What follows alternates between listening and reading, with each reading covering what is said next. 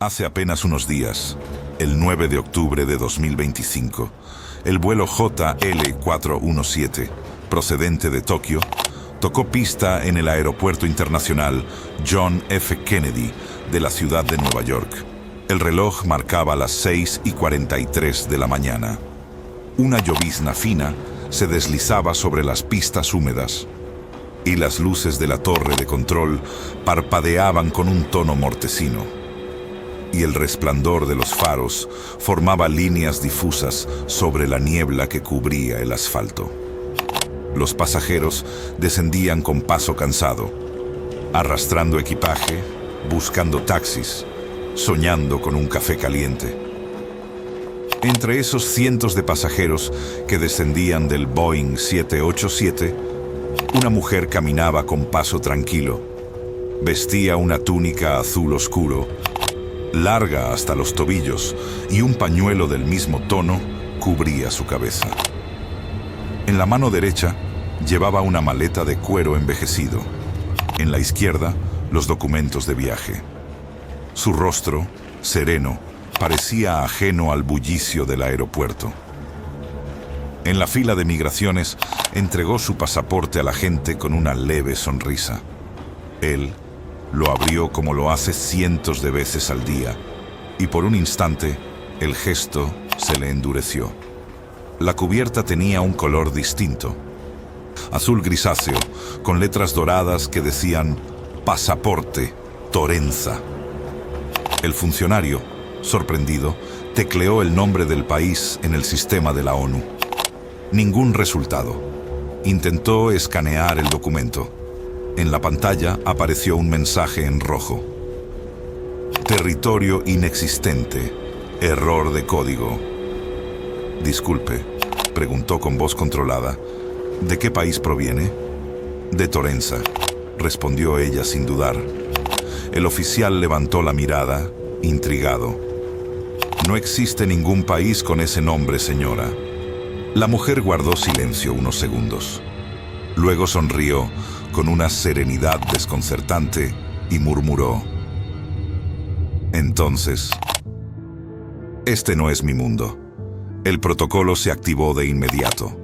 Fue conducida a una sala de control migratorio, donde se verifican los documentos dudosos. Su equipaje fue inspeccionado con detalle: ropa sencilla, algunos billetes, una cámara compacta y un boleto aéreo con sellos de Japón, España y Brasil. Todo parecía auténtico.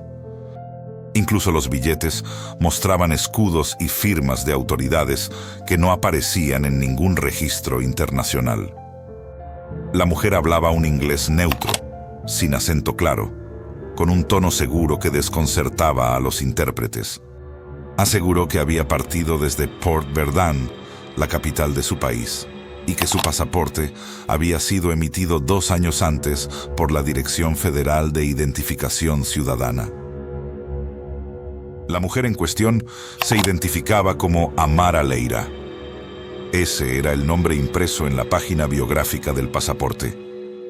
Según el documento, había nacido el 7 de marzo de 1957 en Port Verdun, capital de la República de Torenza. Su nacionalidad figuraba como torenzana, y el pasaporte llevaba un número alfanumérico con sello, además de la firma digital del ministro federal de Movilidad Internacional. Los oficiales coincidieron en algo inquietante. Cada detalle del documento parecía auténtico: la textura del papel, el relieve del emblema, incluso la estructura del chip biométrico. Todo estaba en regla, salvo un detalle: el país jamás había existido. Los analistas de migraciones les solicitaron con calma que indicara la ubicación de su nación. Amara no tomó el mapa. En vez de eso, recitó unas cifras sin vacilar. 47 grados, 9 minutos sur, 128 grados, 34 minutos oeste. Los agentes introdujeron las coordenadas en varios programas cartográficos. El resultado los dejó en silencio. El punto correspondía a una vasta región del Océano Pacífico Sur, entre Nueva Zelanda y la costa sur de Chile. Un lugar donde, según los satélites y las cartas marinas, no hay tierra alguna. No había islas. No había territorio alguno. Solo mar. Ella no perdió la compostura. «Ahí está mi hogar», repitió con voz suave. «Port Verdun está en esa bahía. No puede haber desaparecido». Los oficiales se miraron sin saber qué decir. El supervisor ordenó mantenerla bajo observación mientras se verificaban los datos. A las 8:12 de la mañana fue trasladada a una sala segura dentro del aeropuerto, equipada con cámaras, micrófonos y vigilancia constante. Allí permanecería mientras se confirmaban las autenticidades de sus documentos. No se trataba de una celda, sino de un recinto rutinario. Una mesa, 2 sillas, un monitor con acceso restringido y un teléfono para conferencias con los consulados. Los guardias cerraron la puerta con llave. Y un circuito cerrado de televisión en la entrada. Cámara en el techo. Todo registrado. Horas más tarde, algo imposible ocurrió. A las 10:04 de la mañana, los oficiales la habían instalado en una pequeña sala de observación del área de control migratorio del aeropuerto. Era un recinto blanco, sin ventanas, con un reloj digital en la pared y el zumbido constante del sistema de ventilación. Allí, entre formularios, sellos y el zumbido incesante del sistema de ventilación, Amara Leira, como figuraba en su pasaporte, seguía en la sala de observación y permaneció en silencio. El expediente del aeropuerto la describe con una frialdad técnica que contrasta con la extrañeza del caso. Mujer adulta, vestimenta tradicional Medio Oriente, porte sereno, documentación en aparente regla, pasaporte, República de Torenza. Marcas y hologramas consistentes con patrones de seguridad modernos. Testimonios posteriores insistirían en un detalle menor y, sin embargo, decisivo. Amara no mostró nerviosismo, no suplicó, no mintió. Miraba el reloj. Los oficiales anotaron su comportamiento. Serena, cortés, sin resistencia. Pidió agua. Agradeció. Durante horas no pronunció palabra alguna. Solo observaba sus manos y sonreía. Los mismos agentes tomaron fotografías, escanearon la página biográfica del pasaporte y extrajeron la información biométrica. Nada coincidía con bases de datos estatales. Las huellas dactilares no arrojaron un nombre registrado en bases de datos oficiales. Era como si no existiese en nuestro plano. Los sellos de tránsito parecían coherentes. Entradas a aeropuertos de Tokio, Barcelona y Río de Janeiro. Fechas escalonadas durante los últimos 2 años. Todo, menos el país y su nombre, era verificable. A las 2:16 de la tarde, una supervisora de migraciones ingresó para continuar el interrogatorio. Amara levantó la vista y, con una voz suave, dijo: «Todo está cambiando. Ustedes no lo notan, pero el tiempo aquí no es el mismo». La oficial creyó que deliraba, pero algo en su tono la inmovilizó. Y antes de que pudiera responder, Amara añadió: «Si Torenza ya no existe, entonces yo no debería estar aquí», fueron sus últimas palabras. Las cámaras de seguridad registraron algo imposible. A las 2:16 de la tarde, Amara seguía sentada frente a la mesa, mirando sus propias manos. Durante unos segundos, permaneció completamente inmóvil. Luego, el aire a su alrededor comenzó a ondular, como si una corriente invisible distorsionara la imagen. Su silueta empezó a perder nitidez. Primero los bordes, luego el contorno del rostro, la tela de la túnica, hasta que el cuerpo entero se volvió translúcido. 10 segundos después, ya no estaba. Solo quedó la silla vacía y la sombra del vaso que segundos antes había sostenido. Ni su maleta, ni los documentos, ni la botella de agua sobre la mesa.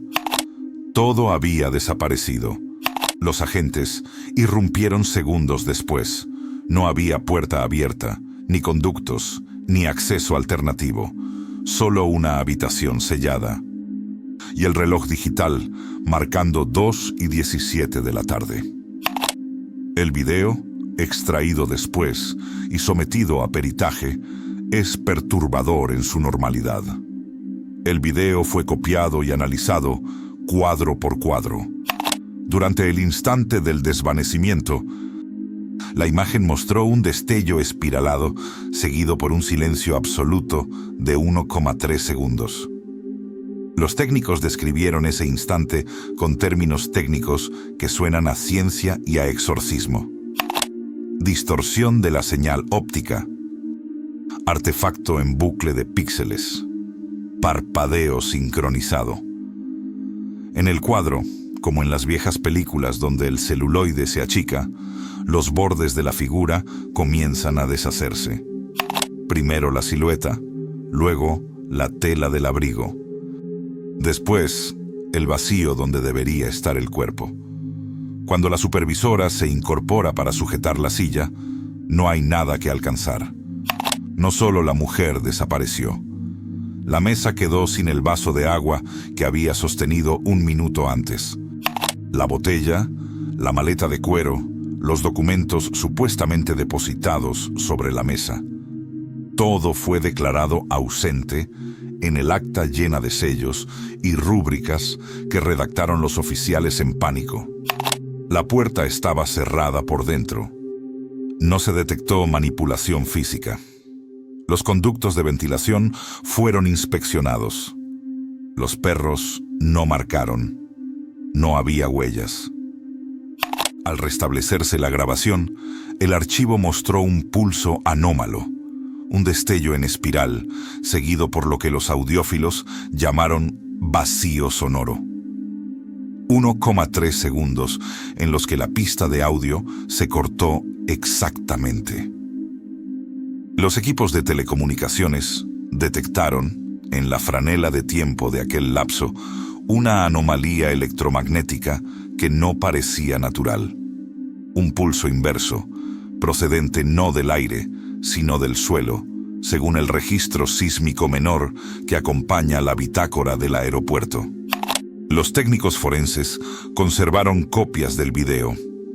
3 laboratorios independientes firmaron informes que coincidieron en lo esencial. No había cortes ni edición. El pixelado observado era coherente con una interferencia real durante la captura. Los sensores de la sala, cerrados en cadena de custodia, registraron un pico de ozono y un breve desplazamiento en las medidas de presión. Un perito, que tiempo después sería apartado del caso por razones administrativas, anotó en el margen: información que no concuerda con la física ordinaria. Horas después del incidente, los técnicos reportaron algo todavía más extraño. En el contenedor donde debían reposar las pertenencias de Amara, maleta, pasaporte y la botella, no había nada. Y sin embargo, los sensores registraron la presencia de materia, como si algo invisible, una huella energética, siguiera ocupando el espacio. Durante varios minutos, el aire dentro del compartimento se volvió estáticamente cargado y un leve olor a ozono impregnó la sala. Uno de los analistas afirmó haber visto, reflejada en el vidrio, la silueta difusa de una mujer con túnica azul. El registro fue anotado, pero nunca explicado. Pero el video Sí apareció. Un clip de apenas 9 segundos mostrando el momento exacto de la desaparición. No se sabe quién lo filtró, ni desde dónde. Estuvo en la red poco más de 30 minutos antes de ser eliminado. Pero fue suficiente para encender una reacción en cadena.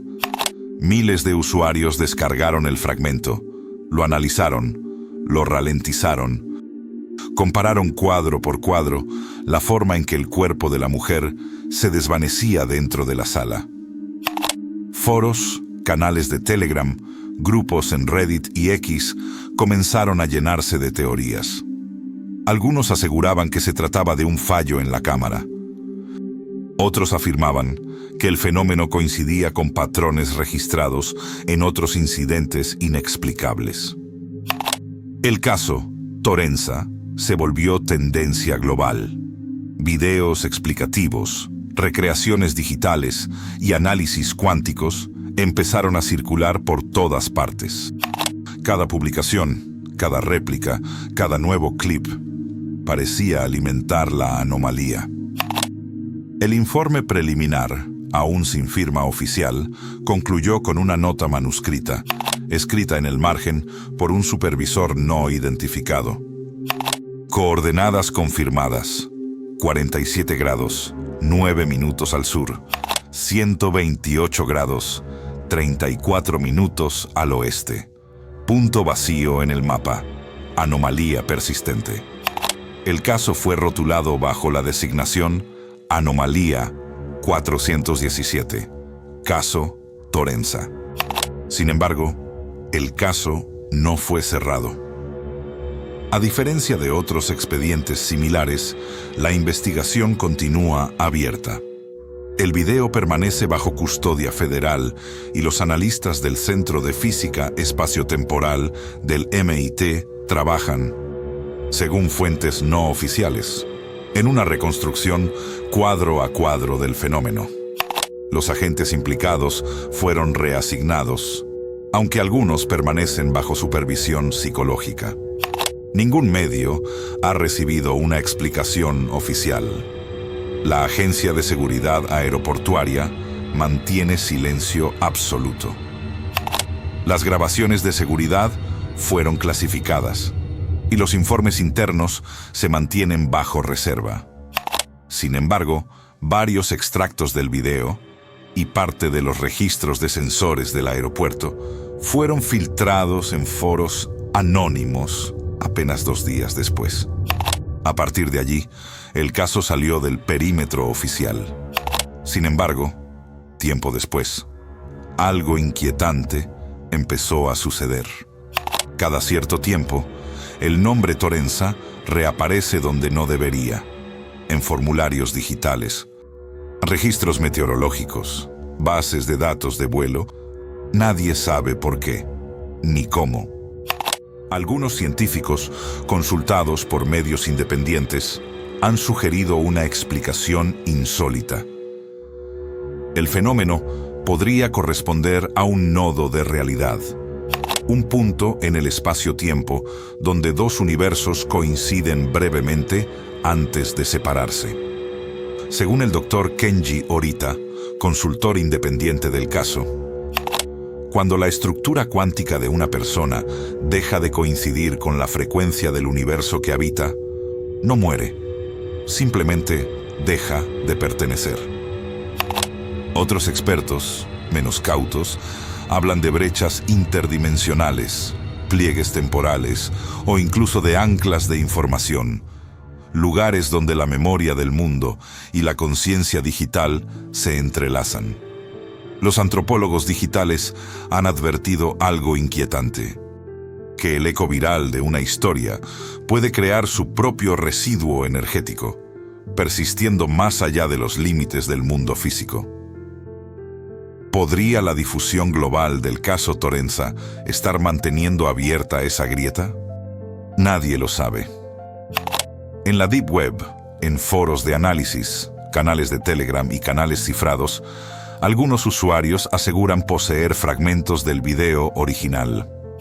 Afirman que, en el instante final, Amara Leira sonríe. apenas perceptible, como quien reconoce el horizonte de su hogar. Hoy, a unas semanas del incidente, el expediente sigue bajo investigación. Pero algo es evidente. El nombre Torenza continúa apareciendo en bases de datos, en formularios, en registros meteorológicos, en mapas digitales, en sistemas que jamás debieron cruzarse, en datos que no deberían existir, como si algo o alguien siguiera intentando recordar. Y aunque oficialmente la República de Torenza jamás existió, en la memoria de algunos, su frontera permanece abierta. Tal vez en un punto que no figura en nuestros mapas, o en algún punto del tiempo, entre montañas y nubes de otra realidad, una mujer aún contemple las luces de una ciudad que ya no le pertenece.